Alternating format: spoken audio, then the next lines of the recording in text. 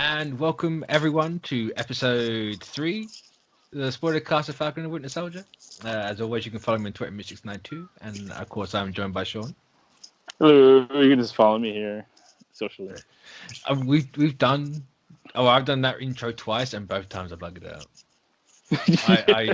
My brain. I'm pretty certain between my brain and my technology, I'm getting gaslit somewhere to think I'm dumber than I actually am, and I'm pretty dumb as it is. And I don't like it.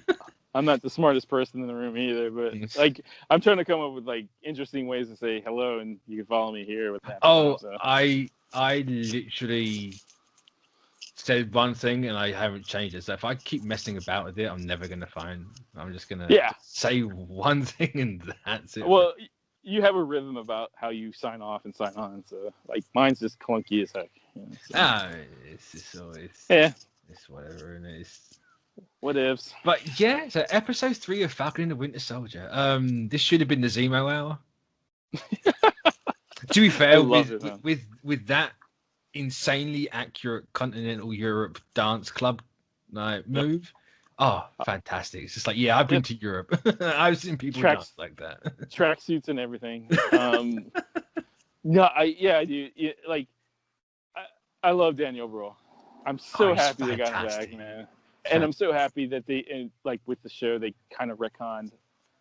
I'll say, me and Naomi, we talked about this on the commentary earlier on today when we did this, and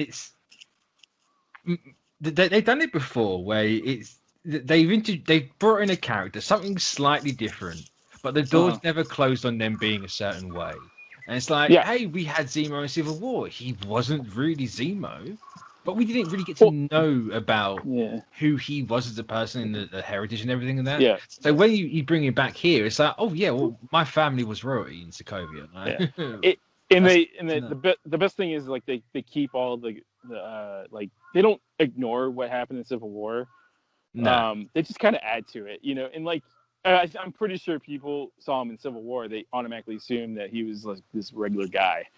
He didn't. Well, that was the impression we got, because all we got in that movie was, here's him in a military uniform in this one picture. He's clearly nuts. Yeah. Well, I've been saying this for as long as these shows have been out and before. It's they're taking the characters and adding more mythology to them. That's what the point of these shows are. It's they're taking these secondary characters that haven't had the spotlight, because these movies don't afford, they cannot not focus on the big three on these movies. So all the other characters are kind of tertiary at this point, and now that they have the opportunity to produce and make these shows, they can take these characters and flesh them out, more, and I say it's not the right term, but it kind of is. It's quick and dirty. Yeah. It's right, we want to do something with this, but they're not in this spot yet. What's a quick and dirty way to do it? That's not in the movie. It's going to take away time. Have a 6-hour TV show. Well, I mean, and the best part about and just especially about Zemo and Civil War is they didn't paint themselves into a corner, because they didn't say anything about the character. So they could have. They could have at some point just said, why not? Why? I mean, there's rich people that join the Foreign Legion all the time. There's, it's like the UK royal family. Charles and William. Harry and William. I never get. I don't know the royal family's name. I'm really bad peasant. You are revoked. I'm really bad. But they went into the military, or they had to do service time in the service. So stands to reason that it would be the same as Sokovia.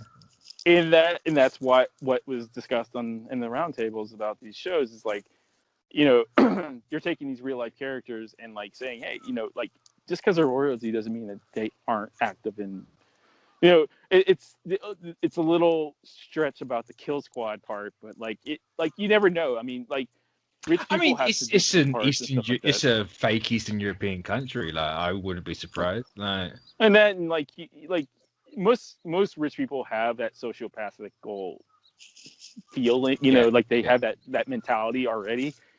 It's not out of the realm of possibility that this guy loves to kill people. It's just because he's eating, he's worth billions of dollars doesn't mean he doesn't like to kill people. And from this episode, it's this dude likes killing people. Yeah, in style too, though. Oh yeah, in style. Yeah. They finally. Speaking of style, because I know exactly where you're gonna go. I'm so happy that mask was just there. It's like, Yeah.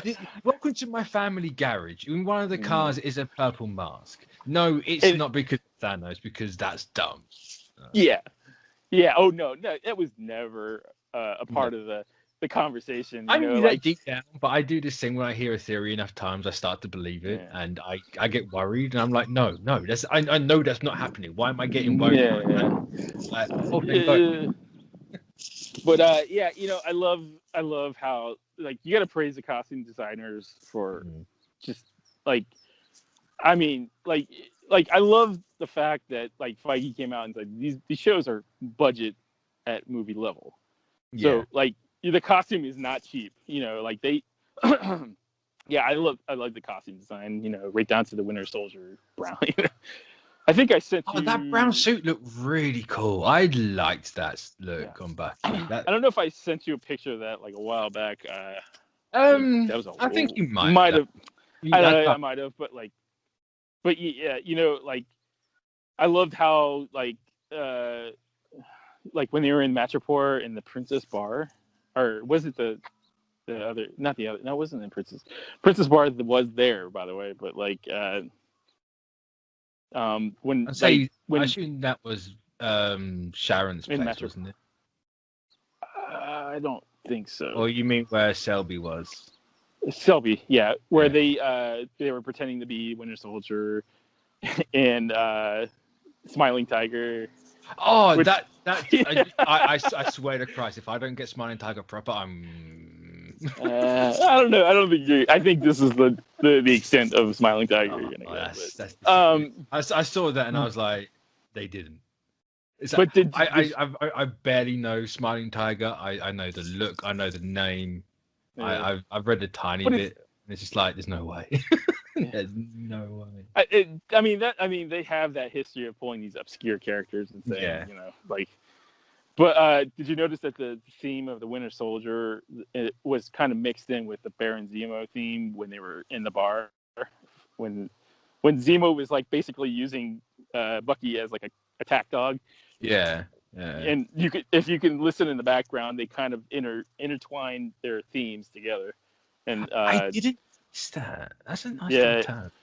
And there was a point, like it was kind of. Yeah, I think Daniel Brühl pulls. God, I can never praise the casting directors of any of the movies, TV shows. Like you can't get any better than Daniel Brühl for Baron Zemo. I mean, like such a good get. Thank God he came back. I would have been so upset if he did. Oh, he was so like from what I've been told, he was never. Like hesitant to come back, he was all for it, and like but like I'm sure if you talk to these like esteemed actors, they're probably having a blast on these shows, on these sets, and like they're. I mean, he gets to do the German fist pump, like Yep. Justin Hammer, step aside. No. Eastern European disco moves. It is 100% like continental Europe. Yeah. Oh yeah. And right down to the music. Yeah. Like, the look, the music. It's like that's which is weird because it's in Indonesia, but hey, this is East Asia. Eastern, yeah. Well, I mean, it's a pirate island. So. Yeah. It is a fake country after all, or a fake island, city, whatever it is. So yeah, but he's a gaslighting little bugger, isn't he? Yeah, he reminds me of Dr. Lecter from Silence of the Lambs. That's what he. Yeah, 100%. Yeah. At least even down to the intro in this episode. Yeah, it's like that's Hannibal Lecter. Without the eating of the face thing, but like his character is very methodical, and like he has for everything he says, he has reason to say it for, and like he doesn't do anything unless it's planned out. Like saving them at the shipping yard. There's an ulterior motive to that. It's not just because I want to be best friends with Bucky Barnes and Sam Wilson. It's like, there are means to an end, just like Bucky was a means to an end in Civil War. So like he's a cynical planner, and like, and they're playing it perfectly as like, you know deep down inside he's not playing nice to just say I want to do this for myself, you know. He's doing it because even say he's playing nice. Like this dude is absolutely he's doing what he did in Civil War. He's just doing it differently, subtly. Yeah, it's like everything he says is a seed in their heads, and the best part is gonna like come back. Best part is like Sam's falling for it too. Yeah. Like right down, like he was very apprehensive about doing it at the beginning, but then he kind of like Brule has got a charm about him that makes you like he's like you know, like some of these people that talk and like they're cult leaders, but they can sweet talk people into doing things and make it sound like it's their best interest to do it. You know, like that's how the character reminds me of. It's like, you know, he has an elegant way of explaining how this is going to benefit him and eventually, you know, and you're going to do, you know, because that's the only option, you know, at this point. I can't to see what he's doing. I've got an inkling of where he's going to be going. I'm not entirely sure if that's going to happen, but it's more so like I assume there's going to be a Thunderbolts direction, but I don't know. I mean, that would be a great idea to do stuff like that, or even like possible Dark Avengers or amalgamate the two. But I was going to say, just, you know, take the two and smash them together. I mean, there's no reason that you need two teams like that in the same MCU. It's like you could almost kind of intertwine them. I mean, you could. I think right now a Thunderbolts makes a lot of sense, especially with the Sokovia playing very much a big part at the minute. Yeah, I think a government-sanctioned and controlled hit squad makes a lot of sense. Well, yeah, the Thunderbolts make more sense than Dark Avengers at this point in the MCU. Not to say that. So there's no. I don't think there's a big enough threat at the minute to warrant a Dark Avengers. Yeah, I wouldn't mind seeing if they did the Dark Avengers more of like what they did in the comics, where they kind of flipped it, you know, like where they were the. Where you had like the villains be the hero. Something like that, and like the like they're on the heroes are more like on the outside of that, you know, but that's like somewhere way down the line at this point. But like you know, like the Thunderbolts are more close to. It's like the Suicide Squad, isn't it? Without the Suicide. Basically. Without the funny, you know, without the adorableness of King Shark, without a Stallone voice King Shark, you know, but like, I mean, you got some of the players already on the board for a Thunderbolts, so like, you know, it. And the beauty of Thunderbolts, it's like Suicide Squad. There's no one team. You can mix it up. Like you have obviously like the key players, but you know. Hey, you can have Baron Zemo and literally anyone else. You can put Bucky and literally anyone else. It's nice. I mean, it's not out of the realm of possibility. I mean, he did lead the team at one point in the comics, so it's like, I mean, you could also bring in Abomination that way. Leader. You know, all these characters have been introduced but kind of left in the background for a long time. You can bring them back. You know, like just like they did. You know. But so did you? So Sharon Carter, how did you like that? It's nice to have her back and to actually do something. Like she hasn't come back to give them a thing, say hi and bye in the same scene. Yeah, like, it's nice. I'm interested to see where she's being taken at the minute. Because it's not the direction that anyone would have expected. It's like, can this girl calm down? She's just murdering people left and right. Yeah, I mean, you got to remember who the character is at its core. You know, she's a spy. She feels more in line with the Sharon Carter that I know. Yeah, like she's seen some stuff. She's older. Obviously, you know, Emily Van Camp's not old like Sharon Carter is in the comics, but but I mean, it does. I mean, if like she feels more in line with that one, especially when the Nick Spencer run where she was leading Shield. It's like I can see this Sharon Carter leading Shield again. Eventually, I wouldn't mind seeing something in that. You know, I think you just got to remember the core of the character when you're watching the show. Like, you know, that I love the tonal shift of her. You know, all of it makes sense to me. I'll say a ton of it makes so much sense. Like again, they're taking a fault with the movie because Sharon Carter in Civil War I don't think they handled her at all well. It's just like, oh, she's literally just a plot device, and then we're gonna leave her. Yeah. It's like, how can we use that mistake to make her better? Like, how can we use that as character development and make it seem like it was intentional?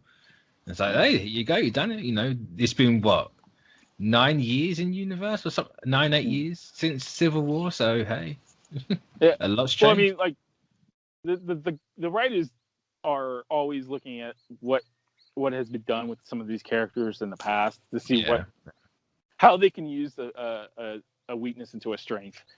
I like the whole tonal shift of her. I like it's not like it came out of nowhere. It's like she explained, hey, she kind of got left behind, you know, and like nobody gave her a pardon, so she's on the run, you know, and like she did do something massively illegal, so it was out of the realm of possibility to stole military equipment, government-owned property, and like and you also got to realize like the person that is in charge of Thunderbolt Ross, he's not forgiving anybody. I mean, he wasn't forgiving anybody when aliens were invading the world. No, but they forgave Bucky. If you can forgive Bucky, you can pardon Sharon. Yeah, I think why she's so bitter is like she did get left out. She got left. 100%. No, you can't. You know, you definitely can't blame. And like she kind of got left to the side, and like in some ways, it's like I get how it could happen because of like, hey, there's a lot of things that happen between, you know, I mean, it's like Sam said, it's like you, even though, speaking of what Sam said, he says we were on the run for 2 years. Mm-hmm. So I think that kind of messes up the timeline a little bit. Maybe, yeah. Because or at least as far as I'm aware, Infinity War is 2019. 2019, yeah. Or was it 2018? I can't remember now. Pull out the Google machine. Where was Infinity War? Oh, Infinity War was 2018. Okay, so no. I thought it was 2019, but it's 2018. Because I remember when Infinity War came out, there was a conversation about when it was set, and there was never a clear answer. But if Civil War was 2016, the other run for 2 years, it's definitely now 2018. There's no answer. Question without a doubt. So, yeah. So he was they were actually on the run for that 2 years versus like, I mean, I don't think anybody counts the 5 years they were like disintegrated. So like, but I loved her backstory. I mean, Madripoor and the baggage that she goes along with. But like, it's like, I always equate that you don't have to be old to be wise, you know, like no, she's seen a lot, she's done a lot even before this. Did she get blipped? That's a good question. I don't know about that. I would say they didn't say it, which I was surprised at. But I suppose if she wasn't blipped, then maybe that's how she set up shop in Madripoor. Yeah. You know, maybe she took the time, the 5 years, and that's how she built up what she was doing. It's a good question. I might have to ask somebody about that. I was going to say, I'd assume it's got to be answered at some point, because I could get you the answer as soon as I can. I'm going to ask somebody. That was a good question. I never really thought about that until now. It feels strange that it's such a focus, but we don't know if she was blipped or not. Yeah. Well, I think maybe that's intentional. Maybe that'll be explored a little bit. I'm gonna personally assume she was because of purely from how she looked. She doesn't look 5 years older. I know there's a certain point that people don't really age that much in a 5 year gap, but I assume she's like 30s, something around that line. So kind of. I don't know how old she is, like in real life, but like, I don't know. My personal opinion is like I think she didn't. I think this is the time because it would have to take a long time to set up that type of operation in. It's true. Well, if you know, from 2016, from Civil War until Infinity War in 2018, that's still like 2.5 years. tough years, yeah. You got a few bits I there. guess. But Van Camp in real life is 34. So if you're going to go by that, she would have been 29 when the blip happened. I mean, she looks like she's like in her 20s. So I was going to say, she doesn't look mid-30s at all. No. And like, without makeup, I'm pretty sure she still looks younger. But like, I don't know. I think it's an interesting question that hopefully and possibly could get answered. I say, unless I completely missed it in the episode. It was not in the episode. No, it wasn't. Yeah. They never said. It was like, I think it might be vaguely intentional. It would have surprised the way they're handling things, the way they have handled it. I wouldn't be surprised. Yeah, I wouldn't be surprised. And I think she's gonna have more. She's gonna have something to do later on in the. I assume she's coming back. Yeah, I mean, she's not going anywhere. But yeah, I think they're gonna. I mean, I think the character's gonna be sticking around for a while. And like, this is just a little bit more world building for her. I say it's nice that they're actually doing something with Sharon. It's nice. Yeah, it's nice to finally actually get a bit with her. But Madripoor, I just need to talk about that because that place was fantastic. I adored the look of that. Set design was great, right? 100%. Yeah, if I had to picture a pirate Ireland where people, go especially like a modern pirate island, like that's Madripoor. It was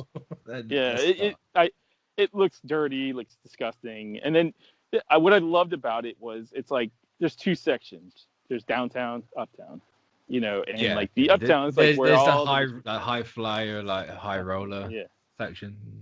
And that makes sense. I mean, if you look at like places like, I don't know, I don't want to say Hong Kong's like that, but like, you got the dirty sections and you get the very, very clean, like where you see the richest. It definitely looked. You could tell where they set it. You could tell it was like Indonesia, even though there was a lot of like East Asians around there, which it's a pirate island. I can kind of understand it. It's just slightly weird, but it's just like, I mean, why would? Well, I mean, why would an East Asian pirate island have to be filled with all complete East Asians? Like, saying East Asians are pirates? No. Well, yeah, I was gonna say, it's like, I feel like it's I don't want to say nationless country, but it is kind of a nationless country. I think that's what Madripoor should be. I think where it is irrelevant. Like, that's me personally. I don't think. No, I agree. I love the little Easter eggs. I don't know if people seen the Easter eggs in there. I was say, Army's made a video. I haven't watched it, and I don't know if the thumbnail is doing the thumbnail gag. But it's like there's like the neon pink sign, apparently. Yeah, something. The Princess Bar. That's the bar where Patch. Oh, I knew. Where Tiger owns. I knew there was a Patch Easter egg in there somewhere. Yeah, I could feel it in my bones. I think. I love the whole. I just love the look of it. Like it. If you stare long enough, I'm sure you can find more than just that one. Like, I mean, I brought. It's I said it in the commentary. There was an image of a raven, so clearly it's Mystique. Yeah, clearly. I mean, look. Sure, I mean, like all that stuff is up in the air, Like, I mean, the more likely one's Selby, isn't it? Let's be honest. Like, Selby is a mutant. Maybe. He's like she's dead though, so. Yeah, I mean, true. She's dead now, but he in the comics was a mutant. That's all I know. Yeah. Nice. So, like, I love the. Also, I love the doctor, the scientist. Yes. I can never remember his name. Nagel? Yeah, I can't remember his name. Nagel. Yeah, Nagel. Something like that, Dr. Nagel. Like, after the first Avenger, never thought I'd see that character. Yeah. Totally different taking it, obviously, because he was with Erskine and they were really they worked really close together. It's like, oh, he's now just here because there's the new Captain America coming about. Oh, cool. And you did you hear him say that he was using test subjects, right? Yeah, I assume it's as a and like I can't kind of thing. Because I found it interesting what he was saying about you're essentially not going to be able to tell who's a super soldier. Yeah, he's basically you're not going to get huge. You're not going to be like peak physical human being. You're just going to be a casual looking. You could be a little girl, a little redhead girl. They could kick the Winter Soldier. Kick a Winter Soldier in the chest. Send him 6'5". I still love that scene with Falcon. That's saying really that little girl. That little girl just kicked her. It's like a really good scene.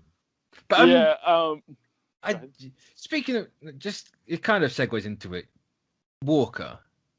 Mm-hmm. Oh yeah. Old Johnny Walker. He's on the juice, isn't he?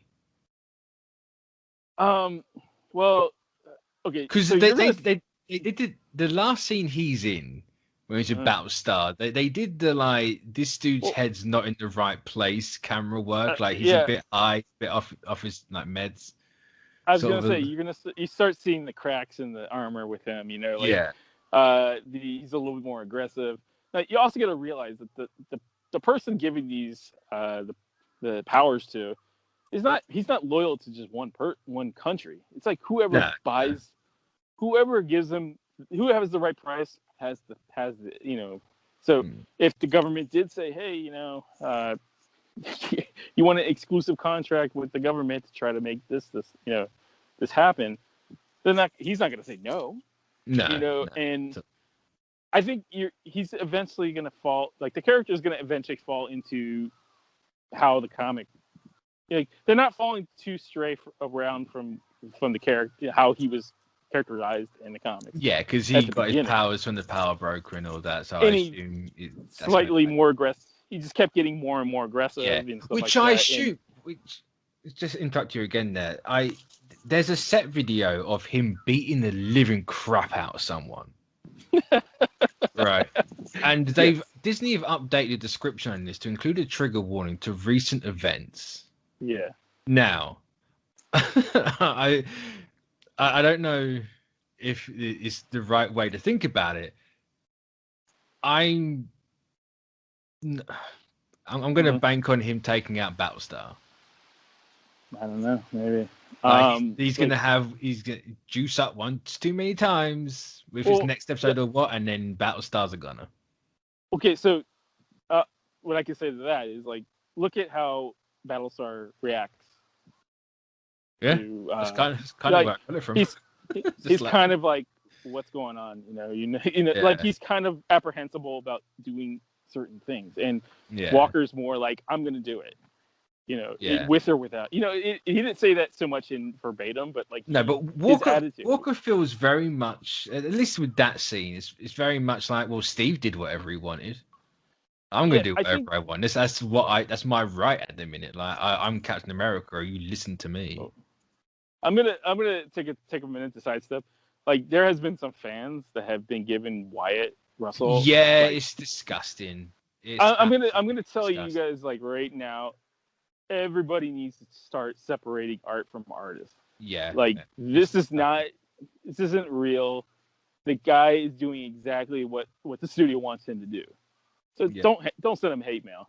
Don't talk. You know, like don't send him death threats. It's ridiculous. It's ridiculous, man. Yeah. Like I literally when I first heard that I was like, this is exactly what people like. Comic fans should not be acting this way. No. Like they should be more. I think I'm not gonna say grateful, but they should be more appreciative. No, that these grateful is exactly the word. But we're getting all this stuff we've been wanting for decades. Well, and this gets into the point is like Wyatt Russell is doing exactly what the studio wants, and he's portraying the character exactly how he's supposed to. You know, this. If you guys go back to the comics. It's exactly how John Walker. This is John Walker to a T, yeah. They're not like the whole point is like he is not Steve Rogers. You know, he is not. He's Captain America right now, but he's not Steve Rogers, and he's not. Steve Rogers served the symbol. He was more humble. He's like, I need to live up to this shield. Where Walker is like the antithesis of that. He's like, I deserve this shield. I worked hard for this shield. I am Captain America. So it's like that's the whole point of like he's portraying the character exactly how it's supposed to be characterized. Like, and then like you have like fans like sending like like it's kind of disgusting. Oh, it's and it absolutely makes me want to divorce disgusting. myself. It's absolutely like this. It's not even to the thing is like even if it was happened to a different person, but this guy is like, look, his father is Kurt Russell, man. Like give him some Snake respect. Plissken. Do you want to mess with Snake Plissken? like no. And I know that he's taking this in stride and like outside, but it messes with you. It messes with your head. Yeah, like I want this character around for a long time, and I want this actor around for a long time. I don't want them to divorce themselves because some fans think that they own the property, and like this is like, of course, this is not Steve Rogers because Steve Rogers is a fictional character. Like there is no Captain America. Yeah. So personally for me, like all the memes are fine. They are funny. Yeah. Well, memes are memes, but like it's that's one thing. But like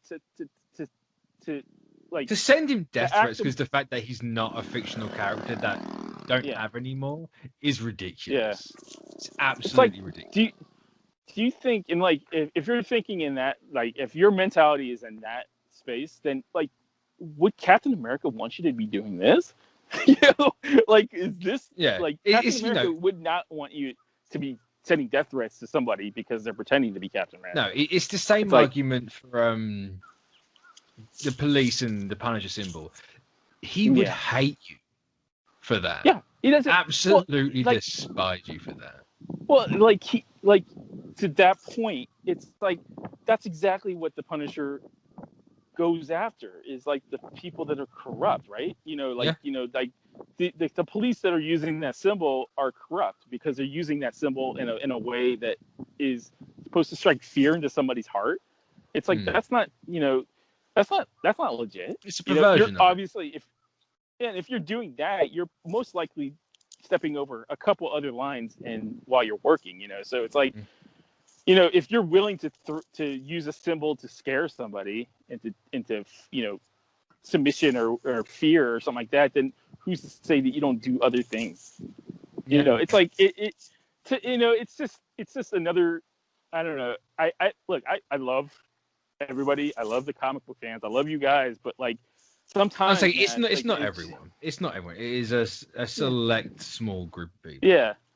But they are making a lot of noise, and that's the problem. I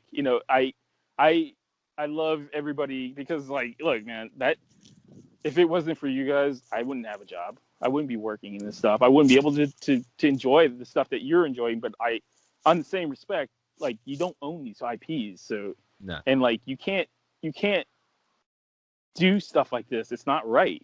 Like you can't send someone death threats because they're playing a fictional character, exactly how the it's supposed to be portrayed. That's the whole point of John Walker. Yeah. Like it hasn't deviated all that much from the comic version, but everybody wanted that character in the MCU. They gave it to him, and I don't understand what the point of sending an actor a death threat about that. Like he's paying the character as much respect as it deserves. It just came up recently, and I kind of feel like I had to say something about it because it was just like absolutely. It warrants being said. It is. It's kind of timely with how what the show is about, anyways. Because I was going to say that's my thing with it. It's like it. Not liking John Walker's probably worked a little too well. To not to make light of the situation, but to deal with it. But I understand what you're saying. Yeah. It's like they did the job to the Knicks. It's like just kudos to Wyatt, really. Well done. Yeah. Take it as a compliment. But no,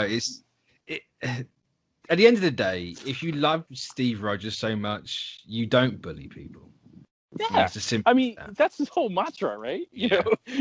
Like I don't like bullies. That was the whole, like his whole mentality, It's like you're if anything, the people that do that are perverting what they believe in, you know, and it's that's. I mean, I just find it fascinating. People can't separate fiction from reality at the minute. Yeah. It's kind of scary though, because it's like, you know, like do it's like, it's not a documentary. You're not watching this live. They're not. Why it's not making? He's not trying to be actually Captain America. You know that, right? Like, you know, this is a character in a fictional universe that you guys supposedly love, and like, it's like, you know, I guess I couldn't even see that happening, even if Wyatt was like, for one, they wouldn't allow him to not pay respect to what the character is. No, he's only doing what is being directed to him. You know, that comes all the way up from the Papa Feige himself. So, you know, like, if you don't like what Wyatt's doing, you probably, like, you know, like, Feige is the brain of this whole thing. So nothing he's doing is outside of what he knows. So, you know, like, to get mad at like one person because they're not, you know, it's like, I don't even understand why they're mad. I just no. The only thing I can think of is it's worked a little too well, and that's it. That's literally all I can think of. Is like, oh, he's done a really good job. And like, I don't know, man. Those are the people. I just worry if the Battlestar thing, if my Battlestar theory actually happens and he does take him out, then God. Yeah, well, I mean, I think whatever happens in the show, it's, I think they thought this through, and like, they understand whatever happens to any of these characters. It's like, there's a reason why, and there's a message in the show. In like, I think the message is whatever happens to the characters is part of that message. So, like, you know, everybody wants that show that is like, you know, like, more than just a simple movie. Simple show. It's like, this has a message. I think it's saying it pretty loudly, and like accurately. Oh yeah, he's got his whole chest down. You know, I think just introducing the character of Isaiah Bradley, I think it kind of like opens up the door for so much possibilities. You know, like, so much could happen. You know, like, I don't know. I think people need to kind of just take a step back, take a deep breath, and like, say, hey, this is a fictional show. You know, like, this isn't really Chris Evans. He's not trying to replace Chris Evans. No, I mean, in the context of the show isn't even positioning anyone to be to replace Chris Evans. It's like, this is not a Steve Rogers replacement. This is just it is, like, but they're not making Steve Rogers different. It's like it's in the context of the show. This is a different guy. Like, the whole point is like, he is not Steve Rogers, and like, you know, this is, I just think that people are taking the point a little too literal. Maybe it's so ironic that people are reacting this way to John Walker when it's exactly what's going to happen when Sam takes it up. Yeah, I mean, yeah. Like, there was the entire point of the Sam Wilson Captain America run is people hated him for it. Yeah. And they literally treated him how people are treating Wyatt right now. And it's just like, it's nuts. Yeah. I don't know. Ever since Endgame, when they gave Sam the shield, people have been against the idea of Sam having the shield. And you had these people sending Russell death threats. And it's like, well, you were defending Sam. So why are you acting the way they were acting? I'll be honest with you. And I mean, I'm not speaking for everybody that is involved in these shows, but like, this is my personal opinion. I don't want those fans. You can stop watching the show. You can go watch whatever, you know. I'm not trying to make this political, but like, you can watch whatever you want to watch, but don't watch if you're gonna like intentionally, you know, like, if you hate someone that much, then stop watching the show. Nobody involved in the show wants fans like that. You know, they are trying to. I'm not saying that the show is like so, you know, groundbreaking, but in a way it kind of is, because it's taking a symbol like Captain America and like adding more, you know, shades of gray and like more backstory. It's like it has a message, and like, I think the message is pretty positive, you know, and like, I don't know. Yeah. I don't think I want. I wouldn't want people like that even watching the show. Just stop watching. No. If you're gonna like honestly, if you hate the character that much, then just don't watch it. Watch something that you want to watch. Don't try to endanger an actual person's life because you don't like the depiction of a character. It's like, like I don't know. I just don't. I wouldn't want that. I'm sure that. I mean, I'm not putting words in anybody's mouth, but I'm pretty sure if you ask anybody on the production, they probably say the same thing. Like if you're not happy with the show, then wouldn't surprise me. We're not. like I don't know. I feel like the show is, like I said, the message is here. Like I think they said it pretty clear, and like it's saying a very positive message in my opinion. Like it's positioning, like certain characters that don't have, like we don't have Chadwick Boseman anymore as Black Panther, but we have a person that possibly could be representing a certain sect of minority that is probably one of the most iconic characters in the world, and like to have somebody say that they don't like it because it's a color or it's not a white guy or if it's not Steve Rogers, it's like, I mean, if you ask the character of Steve Rogers, he clearly endorses Sam. Yeah. Like clearly, and like I don't know. I think it's ugly and disgusting to hear stuff like that. It's like, it's like I don't like talking to people like that. I stop talking to people. I block people because of that. It's like I don't want to have those conversations about why you don't like Sam Wilson as Captain America, or I don't like this guy portraying a character or he's trying to take over a character. It's like, if you watch the show, the context of the show, yeah, he's trying to. The government is. It's like a government-funded, superhero. And like I don't know. It just disgusts me and makes me feel dirty when I hear stuff like that. But now you brought up Wakanda, very, very timely, very timely. You've heard of a trailer, Breadcrumbs. We know you got the Wakanda beads. No.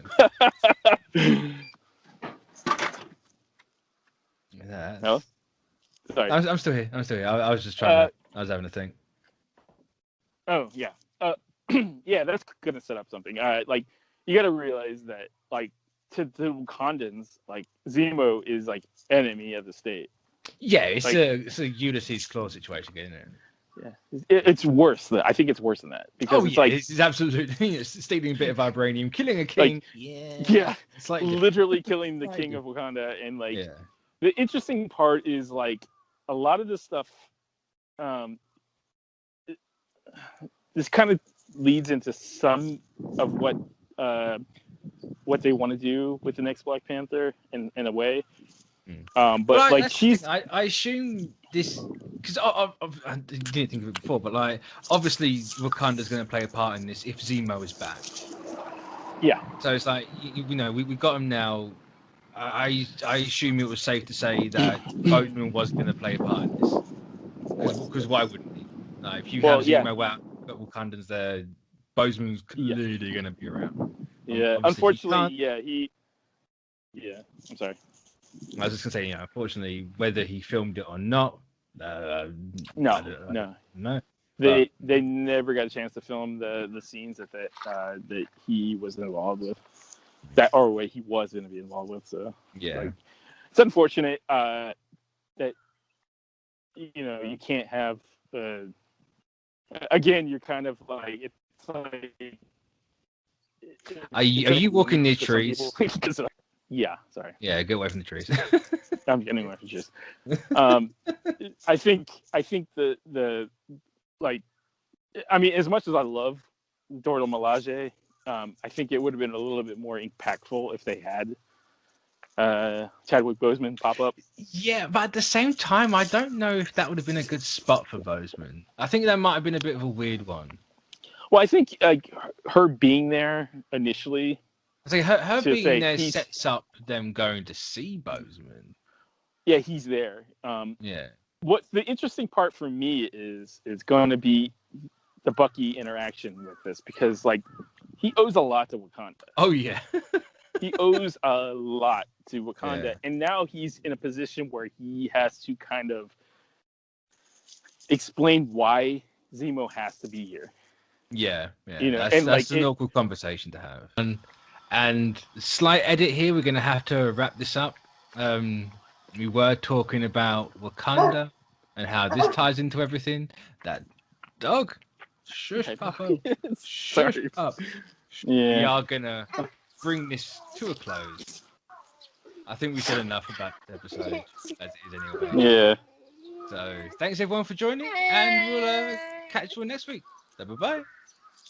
Bye bye.